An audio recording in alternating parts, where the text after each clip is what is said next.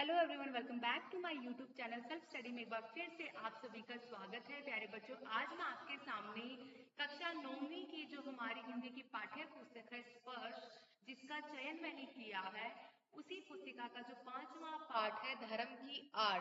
जी हाँ, जिसके बारे में मैंने संपूर्ण जानकारी अपनी पिछली वीडियो में आपको दी थी। आज मैं उसी पाठ के जो प्रश्न उत्तर है अभ्यास के, उनके बारे में आपको जानकारी देना चाहती हूँ।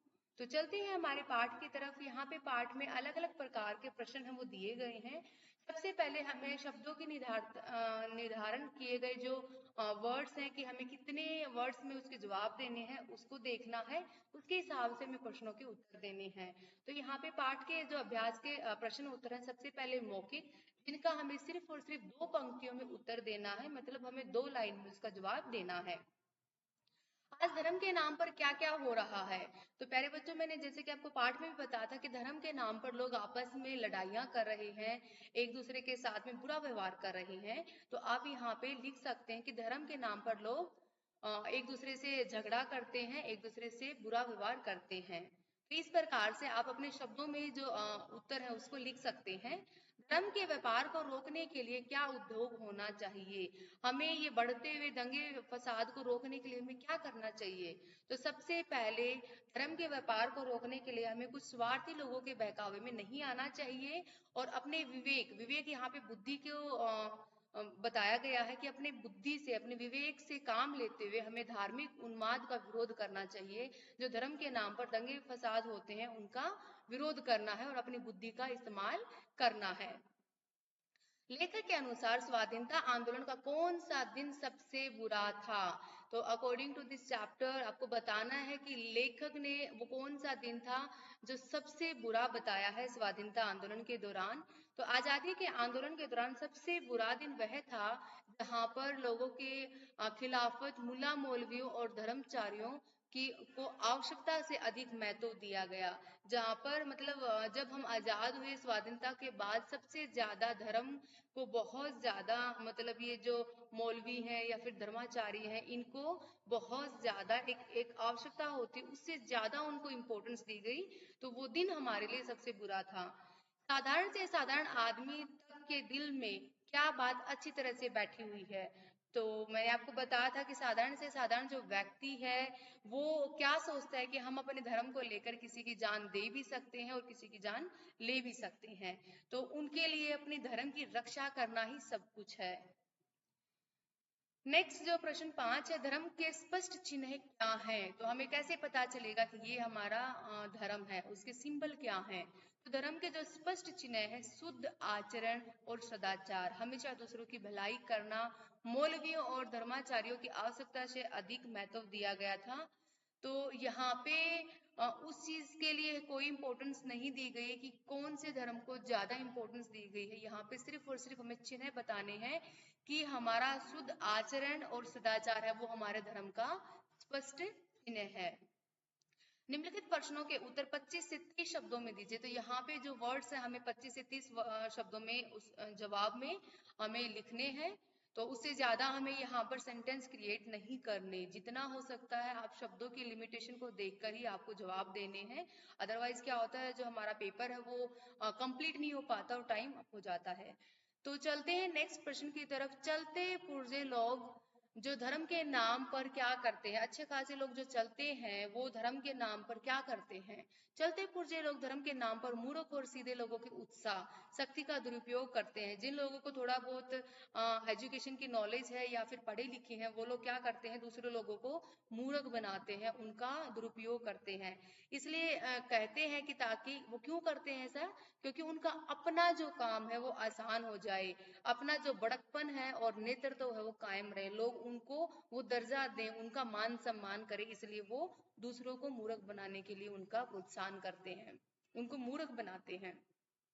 चालाक जो लोग हैं, जो साधारण आदमी की किस अवस्था का लाभ उठाते हैं। जो लोग स्मार्ट होते हैं, वो सिंपल व्यक्ति जो होते हैं, उनका कैसे फायदा उठाते हैं। तो साधारण आदमी को धर्म का मतलब लगता है लकीर पीटते रहना। चालाक लोग इसी मनोदशा का फायदा उठाते हैं। वो लोग देखते हैं कि हाँ, इन लोगों को इसके बारे में कोई नॉलेज नहीं है, तो जो स्मार्ट पीपल होते हैं वो इसी में अपना फायदा उठाते हैं। आने वाले समय किस प्रकार से धर्म को नहीं टिकने देगा। तो जैसे जैसे धर्म को नाम को लेकर ये दंगे फसाद होते रहते हैं, तो जब आने वाला जो समय है किस प्रकार से जो धर्म है उसको टिकने नहीं दिया जाएगा। आने वाले समय में लोगों के शुद्ध आचरण का बल मिलेगा। ऐसे लोग जो नमाज पूजा के बहाने दूसरों की आजादी को छीनते हैं, देश भर में उत्पाद फैलाते हैं, उन्हें आने वाले समय में टिकने नहीं दिया जाएगा। तो ऐसे लोगों को हमारे देश में रहने का कोई हक नहीं है, जो दूसरों को धर्मों को लेकर मजाक उड़ाते हैं या फिर धर्म के नाम पर दंगा फसाद करते हैं। कौन सा कार्य देश की स्वाधीनता के विरुद्ध समझा गया? वो कौन सा कार्य था जो हमारे देश की स्वाधीनता के विरुद्ध अगेंस्ट माना गया था? तो धर्म के नाम पर एक दूसरे को लड़ाना, मतलब एक दूसरे के अंदर लड़ाई झगड़े करवाना, तो वो काम था, वो एक दूसरे के अगेंस्ट माना गया था। धर्म के नाम पर दूसरे संप्रदाय के लोगों की आजादी छीनना, देश भर में उत्पाद मचाना आदि कार्यों को देश भर की स्वाधीनता के विरुद्ध समझा गया था। पाश्चात्य देशों में जो धनी और निर्धन लोगों में क्या अंतर है, जो अमीर और जो गरीब लोग हैं उनमें क्या डिफरेंस माना गया है। पाश्चात्य देशों में धनी लोगों के आलीशान महल गरीबों के पसीने की कमाई का नतीजा होते हैं, क्योंकि जो गरीब होते हैं मजदूरी करते हैं, मेहनत करते हैं, अमीर लोग उन्हीं का फायदा उठाते हैं, उनका माइंड वॉश करते हैं, उनको गलत डायरेक्शन दिखाते हैं और उनका मजाक करते हैं। तो यही एक डिफरेंस है। वो अमीर जो होते हैं वो पैसों में हर एक चीज को मुमकिन करना जानते हैं, वो लोगों के साथ बहुत बुरा व्यवहार करते हैं, ठीक है, और उन गरीबों के द्वारा बनाए गए जो महल हैं उनमें ऐश और आराम से रहते हैं। धनी लोग हमेशा गरीबों का जो खून है उसको चूसते हैं। इसके परिणाम स्वरूप अमीरों और गरीबों के बीच लड़ाई का जन्म होता है। इसी प्रकार से उनमें आपस में मतभेद है वो शुरू हो जाता है। कौन से लोग धार्मिक लोगों से अच्छे होते हैं? धार्मिक लोग हैं उनसे अच्छे कौन से लोग होते हैं? नास्तिक लोग जो किसी का अत्याचार नहीं करते, किसी को एक दूसरे के खिलाफ नहीं लड़वाते, ऐसे लोग जो होते हैं जो निस्वार्थ भाव से दूसरों की सेवा करते हैं या फिर दूसरों की जरूरतमंद की मदद करते हैं, उन लोगों को ही अच्छे लोगों में शामिल किया गया है।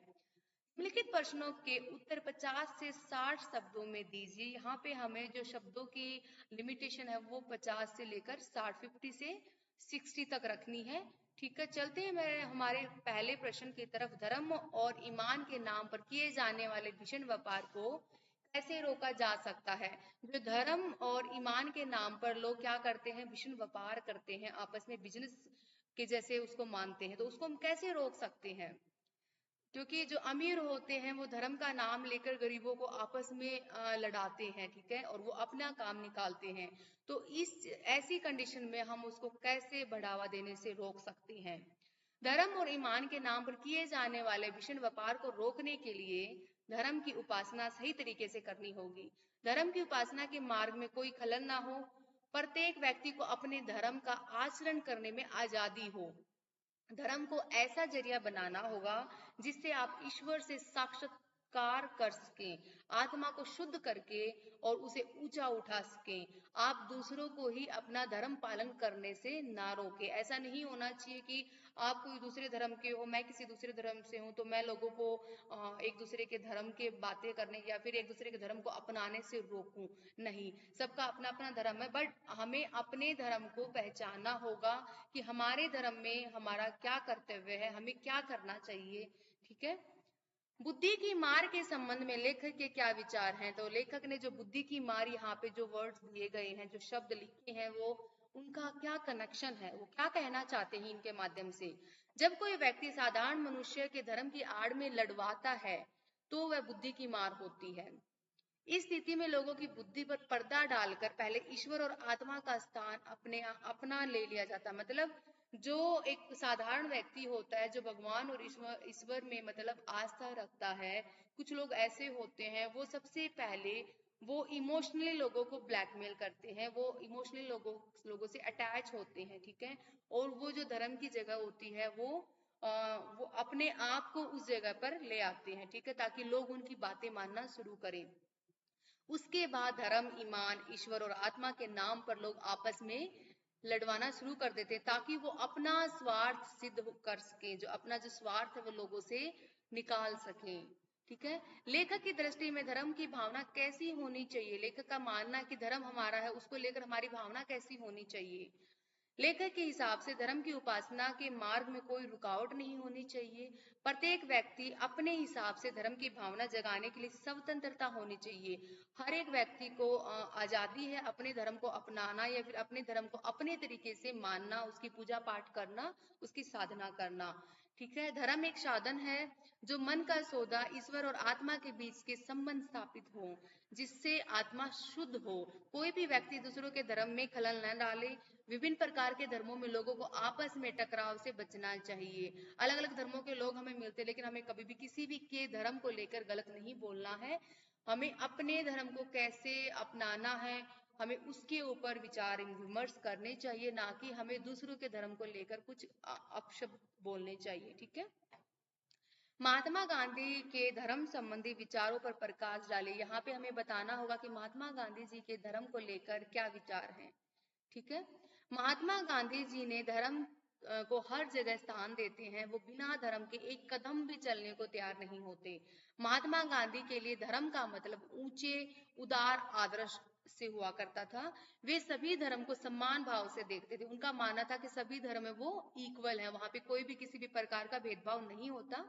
तो गांधी जी मानते थे कि हमें अपना धर्म अपनाना चाहिए, अपने धर्म की निष्ठा भावना श्रद्धा करनी चाहिए, लेकिन उनकी नजरों में जितने भी धर्म है, हिंदू मुस्लिम जो भी सिख ईसाई जितने भी धर्मों के लोग हैं सब इक्वल हैं। उनकी नजरों में कोई भी ऊंच पात और या फिर जाति पाति का भेदभाव नहीं होता। सबके कल्याण हेतु अपने आचरण को सुधारना क्यों आवश्यक है? दूसरों की भलाई के लिए, अपने भलाई के लिए हमारे जो आचरण, हमारे जो गुण हैं उसको इम्प्रूवमेंट करना, उसको सुधारना क्यों जरूरी है? यदि कोई आदमी सुबह 2 घंटे पूजा करता है, दिन में 5 वक्त नमाज पढ़ता है, लेकिन उसके बाद पूरा दिन बेईमानी और धूर्तता से लिप्त रहता है, उसे धार्मिक नहीं कहा जाएगा। क्योंकि अगर वो सिर्फ और सिर्फ लोगों की बुराई करता रहता है, लोगों के बारे में गलत बोलता रहता है और पूजा पाठ वो अपनी जगह पे करता है, लेकिन उसका मतलब ये नहीं कि वो आदमी धार्मिक है, उसको हम धार्मिक नहीं कहेंगे। यदि आपको आपका जो आचरण है उसको सुधार लें, तो किसी के साथ गलत ना करें, आप धार्मिक कहलाएंगे। आपको सभी अच्छा मानेंगे। समाज में सुख शांति और सबके कल्याण के लिए जरूरी है हर व्यक्ति अपना आचरण सुधार ले। अगर हम चाहते हैं कि हमारे समाज में चारों तरफ सिर्फ सुख शांति का वातावरण छाया रहे, तो हमें क्या करना होगा? हमें अपने आप को भी, अपने आचरण को भी सुधारना होगा। ठीक है, निम्नलिखित प्रश्नों के जो आशय है वो हमें स्पष्ट करने हैं। यहाँ पे कुछ प्रश्न मैंने दिए गए हैं, उनके बारे में वर्णन करना है।